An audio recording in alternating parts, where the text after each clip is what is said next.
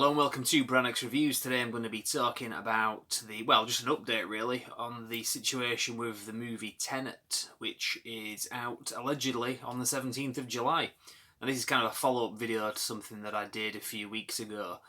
I was asked a question about what I thought about the future of cinemas in, the near future with everything that's going on at the moment.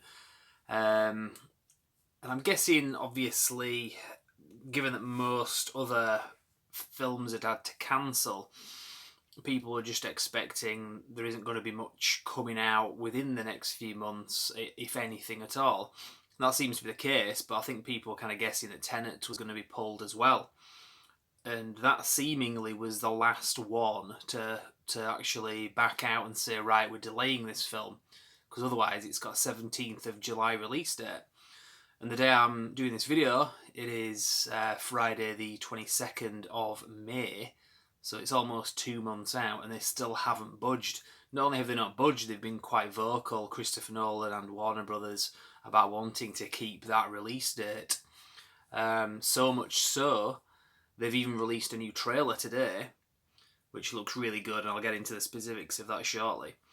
But also stating that it is going to be a theatrical release, as if you had any doubts. You don't do VOD for a Christopher Nolan film like you do with Bloodshot, the Vin Diesel film. It's not quite the same caliber of film, but also they've still continuing to say 17th of July.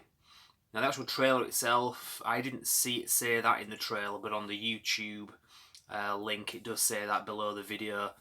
I think on some social media outlets they're still kind of shying away from saying that date, but all indications are they're intending on releasing this film then. And the fact that they've just released a new trailer for this as well, which obviously costs money to do that kind of thing, to me indicates that they're still at the very least planning on releasing this in the very near future. So I imagine if it even gets delayed at all, it might just be like a month, so it might be in August instead of July. Now, like I said in the last video, I might as well kind of repeat myself in case you haven't seen it, maybe elaborate a bit more on what I said in the last video.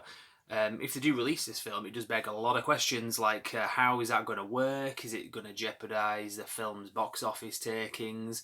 There's kind of different ways of looking at it. I mean, obviously, with everything that's going on, I don't want to use phrases like social distances and in these unprecedented times, because I'm getting sick of hearing that, and probably so you, so I'm going to stay away from saying that.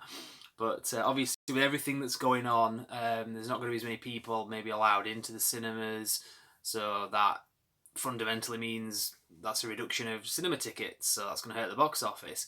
That could be weighed up against a possible positive of, well, you know, if this film's the only thing that's showing, the only new thing that's showing that's quite a considerable lot of interest to it, a lot of people are going to want to go see it, so they're going to be maxed out in a capacity that they do have, and obviously a lot of people are going to be eager to get back into the cinemas. You can say a lot of people won't be, a lot of people will be scared, that's understandable, but if you've seen what happens as soon as things start to ease down, people just flock out, kind of taking the piss in some ways in terms of what's kind of socially acceptable. Whether or not you agree with that or not, that's a different argument, but I think there will be enough people wanting to go to the cinema when the opportunity is there to actually fill the capacity, whatever the limited capacity is. So there's some potential there if this is the only film that's actually showing, for them to really make up, to compensate for the fact that not as many cinemas are going to be open. And this has all been calculated as well. I was actually looking through the statistics, I don't have them to hand now, but how much the film needs to make in order to break even, and through that how many cinemas need to be open, and how many screenings they need to have. And if they aren't projecting that that's going to be done, they're just not going to show the film. Evidently they're thinking that they'll be able to do that, because they're still saying July 17th, and it's not through a lack of paying attention to it. They've been quite specific. They say, no, we still intend to release this film then. So we'll see about that anyway. Now there's one kind of negative to this, and that is if this thing doesn't perform if, for whatever reason, they release the film on schedule or even delay it to August or whatever, and they bring it out and it just doesn't make the money for reasons connected to everything that's happening, then that will put off other studios and other filmmakers from releasing their film any time in the near future. Whether, I mean, that this could affect like films that are supposed to be coming out October, November time. So you've got the Halloween movie that's coming out, Halloween Kills, in October. We don't want that to be delayed a few months. We want that to come out before Halloween because obviously the nature of the thing. That could be affected if Tenet is released and fails. They could say, fuck this, we're not releasing it this year, we'll delay it 12 months. Which would then delay the Halloween Ends movie, which is supposed to be out in Halloween 2021. They would kind of nudge it down a year. And I'd be looking forward to those, for better or for worse, that would suck. But also the James Bond film, which is supposed to be out in November as well. That would have to have another delay, yet another delay. Because that's had several already, and then the latest one, obviously, from April to November. So if Tenet fails, that could be basically setting an example to other studios and other movie makers that their film should not be released any time in the near future at all. Not just like a couple of months, but even by the end of the year. Because depending on how drastically things get, that would be a bad thing. So this film is quite important, really, in terms of obviously it performing well and so on. So we will see anyway. So, but the trailer itself looks really good anyway. So obviously, I was kind of wondering watching this thing, am I being really slow here? Because I remember when films like Inception came out as well. I understood it, but I didn't understand everything about it. It took a few times to rewatch it to really get my head round it. I think that's normal. But watching this trailer, I was just like, I have no idea what's going on here. Is it supposed to be obvious what's going on? Because if it ain't, I'm not getting it. And if I'm not getting it from the trailer, I'm going to be watching this film and really not going to understand it. But I suspect no. I think I did understand it to the extent that you're supposed to from the trailer anyway. It's not a film about time travel as such. It's the word they use in the trailer is inversion. So that means time itself is running backwards. To some, I mean, how that works, obviously it's up to the film to explain that. It kind of reminded me a little bit, a lot of people will remember, in fact I know a couple of people watching this will definitely remember a Series 3 episode of Red Dwarf called Backwards. Very memorable episode where they basically go into the future and it's after the Big Crunch, which is like the opposite of the Big Bang. So like an elastic band kind of contracts and then snaps and then goes backwards like that. Time does the same thing, so it kind of goes there and then snaps the Big Crunch and then runs backwards. So in the future, time is running backwards effectively in this show anyway, in Red Dwarf. So they go into the future and time's running backwards and everything around them is in reverse, but they're not. Kind of reminding me of that a little bit anyway. So I wonder if there'll be a scene in the film where it's not a barroom brawl, it's a barroom tidy on Rumble. If you've seen the episode, you'll get the reference there. But if not, you're probably freaked out by my weird impression there. So, yeah, certainly interesting. Anyway, I think of all the Christopher Nolan films that this is reminding me of the most, it's got to be Inception, obviously. It's a 10-year anniversary of that. There was some theory that this movie is going to be set in the same universe, possibly even a prequel, but I don't know if that's been fully denied or anybody's kind of suggested that any further. I kind of don't want to know because I like the mystery going into this, to be honest. So, sorry I'm not coming up with the latest facts on that. I didn't particularly want to know myself. So, but yeah, another thing, just the visual style of it as well. You've got these guys kind of in the street wearing suits, carrying guns and stuff. Did have a little bit of a look of the thing that they did with Inception as well, because there's a real kind of a unique style to that. I say unique, it's been done before. I mean, look at your Michael Mann films. Obviously, I know Christopher Nolan's taken a lot of inspiration from films like Heat, which was a really good film in 1995 with De Niro and Pacino. From what I understand, Christopher Nolan took influence from that when he was doing The Dark Knight. And you can definitely see that if you watch those films.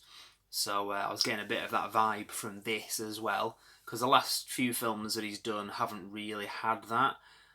Dunkirk obviously didn't, because that was a very different kind of canvas he was working with there. Same with Interstellar, really. I mean, that was all in space. It wasn't really a villain as such. Well, it was kind of a plot twist there, but that wasn't the point of the film.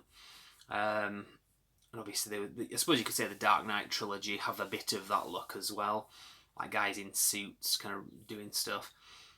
But definitely Inception was the one that, when you kind of visually think about it, that's what you think. I mean, the poster, for example, is just them kind of stood around in the middle of the street in a city with suits on, carrying like guns and stuff. That's kind of what when I think of this new trailer, that's what I'm kind of visualising, because that's what it kind of gave you. So definitely that's the one that's closest in terms of Christopher Nolan movies. So really excited for this. It felt kind of weird seeing a trailer for a new film. I mean, there have been some recently, but not many that I've been interested in. There was that Capone film with Tom Hardy. I haven't got around to watching that yet. That's something that's come out new. But again, that was VOD, because that you can do VOD with a film like that, because I don't think it's going to be a huge cinematic experience. Although it looks good.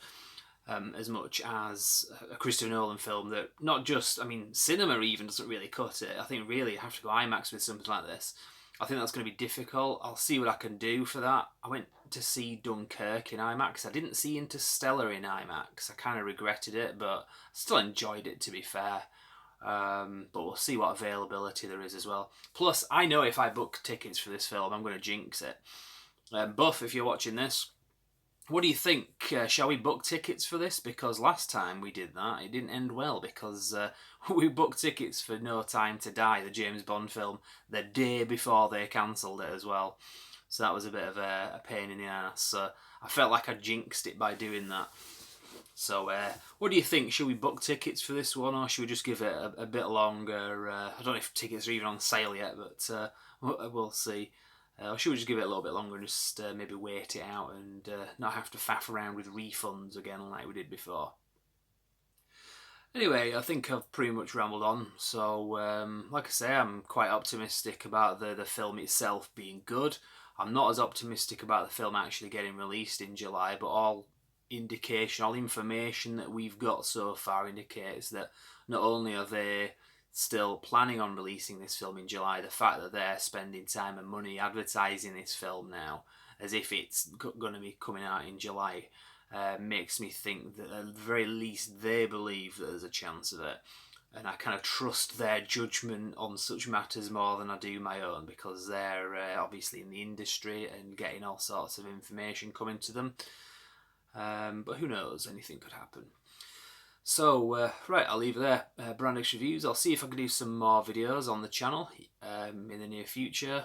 There's a bit of a gap previously, and I haven't done any for a few weeks, but if something crops up, or if you've got any mailbag queries, you can send them in. Like I say, Brandix Reviews is the name of the channel. There's also our Facebook page and Instagram, which doesn't get updated too regularly, but there you go. That's how you can follow us, that's how you can contact us. But for now, I'll leave there and say thank you very much for watching.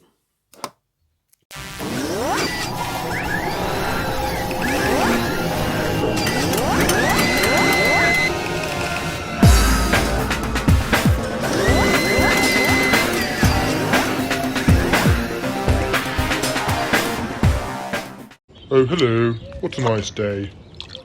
Well, that's not too fucking meters, is it? Twat.